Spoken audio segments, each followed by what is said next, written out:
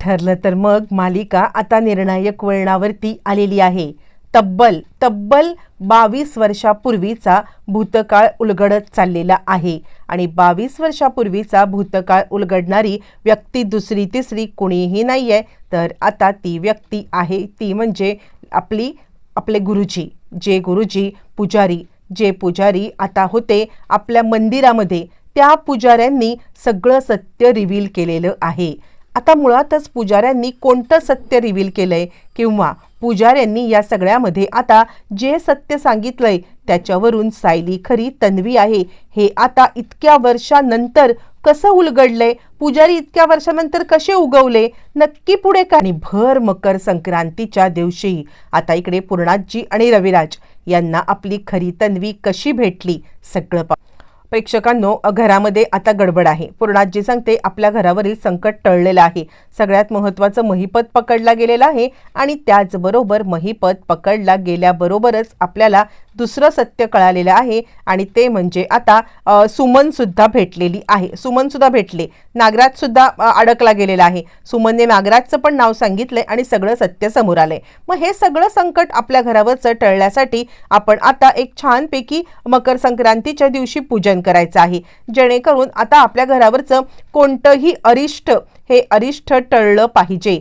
असं म्हटल्यावरती लगेचच आता इकडे सांगायला लागतात म्हणजे रविराज, ठीक आहे पूर्णाई, तुम्ही जसं म्हणताय तसंच होईल। आपण एक काम करूया, आपण आता गुरुजींना सुद्धा या सगळ्यामध्ये बोलवूया।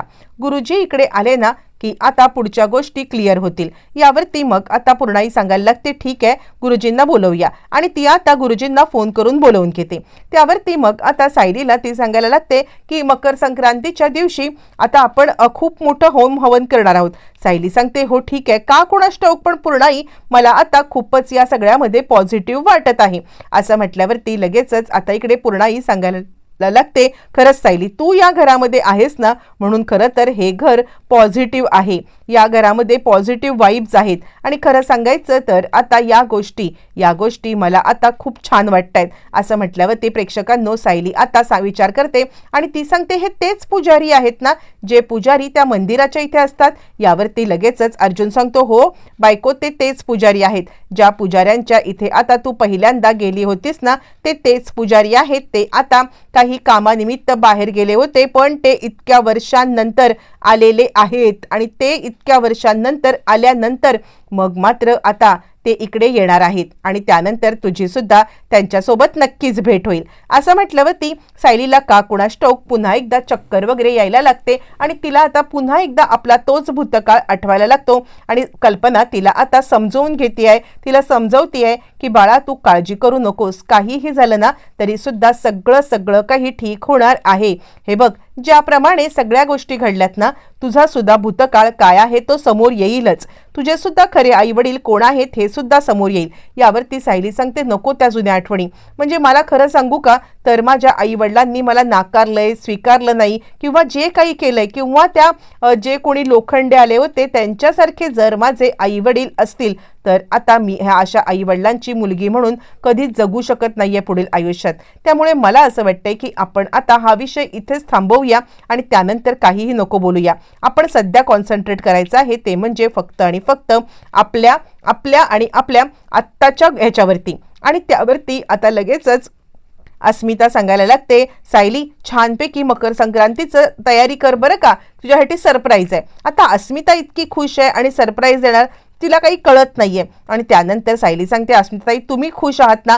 प्रेक्षकांनो आता इकडे मकर संक्रांतीच्या सणाच्या वेळेला प्रिया सांगत आहे, अच्छा म्हणजे या सायलीसाठी पूजन वगैरे का आणि माझ्यासाठी काहीच नाही। यावरती पूर्णाजी म्हणते वेळ लागले का अश्विन तुझ्या बायकोला, मकर संक्रांतीचं पूजन आता हे कुणा एका व्यक्तीसाठी करतात का, या घरावरचं अनिष्ट टळण्यासाठी करतात आणि त्यामुळे आम्ही हे सगळं करतोय। तुझ्या बायकोला अक्कल नावाची काही गोष्टच नाहीये ना, तू आता तिला जरा समजाव आणि त्यानंतर तिला आता जरा बाहेर काढ. यावरती तो म्हणतो, अगं तन्वी तू शांत बस, तू नको काही बोलूस. असं म्हटल्यावरती आता इकडे ती म्हणते, मी किती दिवस गप्प बसायचं आहे, मी नाही गप्प बसणार आहे, माझ्या हातून पूजन झालं पाहिजे. यावरती सायली आता सांगायला लागते, पूर्णाई न माझ्या हातून पूजन न हिच्या हातून पूजन, पूजन आता आपण आई बाबांच्या हातून करूया.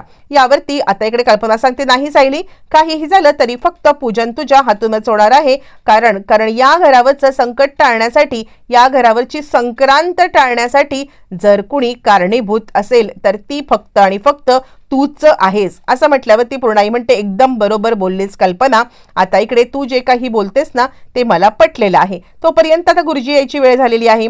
चला चला लवकर लवकर सगळ्यांनी इकडे आता उरकून घ्या. इतक्या वर्षानंतर गुरुजी आता येणार आहेत. खरंच पूर्णाजी आणि घरातले सगळे एक्साइटेड असतात.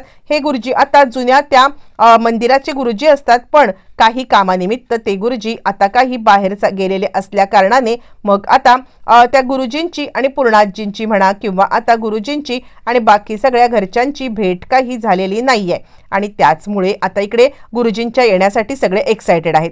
त्यावरती मग आता अश्विन सांगतोय की सायली वहिनीच्या मुळे जरी घरामधली इडापिडा टळली असती तरी या घरची सून म्हणून तिला पण हा मान मिळाला पाहिजे.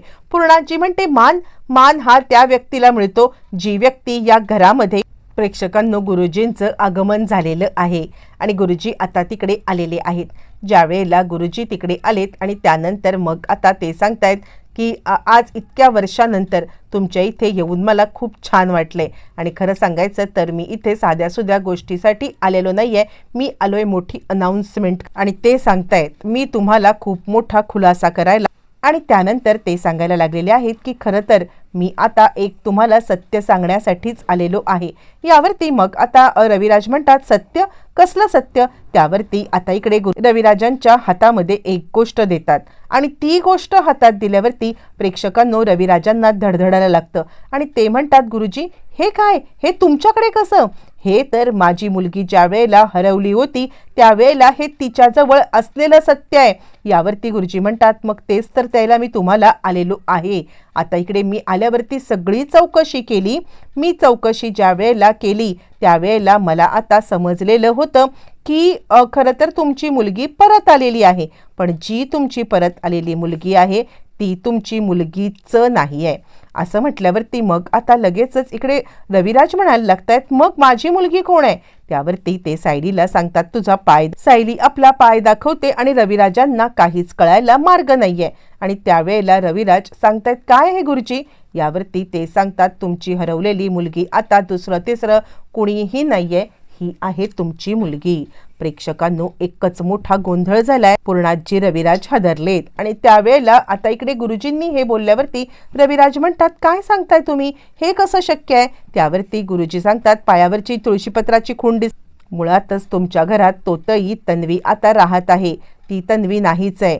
हिच्या सोबत जो काही अन्याय झालेला आहे त्या अन्यायाला वाचा फोडायलाच मी इतक्या वर्षाने आलेलो आहे.